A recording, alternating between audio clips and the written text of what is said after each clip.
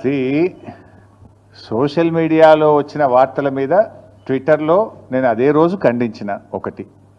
రెండు, చివరికి మా నాయకులు దాసోజు శ్రవణ్ గారు ఎర్రోల శ్రీనివాస్ గారికి చెప్పి పోలీస్ స్టేషన్లో కంప్లైంట్ కూడా ఇచ్చి ఆ కంప్లైంట్ను కూడా నా ట్విట్టర్లో పోస్ట్ చేసి ఇటువంటి ఫేక్ ప్రచారం నమ్మొద్దని తక్షణమే డీజీపీ గారు వీళ్ళ మీద చర్యలు తీసుకోవాలని చెప్పి కూడా నేను రాష్ట్ర డీజీపీ గారిని కోరిన విషయం కూడా మీ అందరికి తెలిసిందే కదా.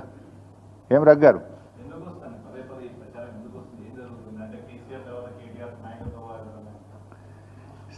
ఆ పంచాయతీ లేదు మా పార్టీలో.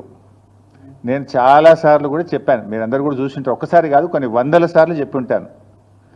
ఇవాళ కేసీఆర్ గారు మా పార్టీ అధ్యక్షుడు, ఆయన యొక్క ఆదేశాలను తూచా తప్పకుండా పాటించే ఒక క్రమశిక్షణ కలిగిన కార్యకర్త హరీష్ రావు అని చెప్పిన.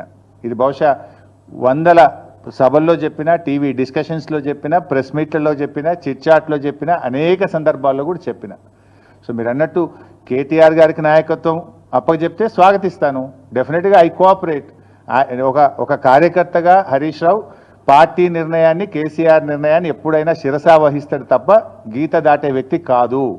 ఇది నా 25 ఏళ్ల రాజకీయ ప్రస్థానం చూపిస్తుంది. 25 ఏళ్ళ నుంచి నేను బీఆర్ఎస్ పార్టీలో ఉన్నాను. పార్టీ జెండా పుట్టుక నుంచి ఈ రోజు వరకు కేసీఆర్ గారి అడుగుజాడల్లో వారి సూచనలకు అనుగుణంగా పనిచేసేటువంటి ఒక కార్యకర్తగా హరీష్ రావు పనిచేసిండు, రేపు కూడా చేస్తాడు. Thank you.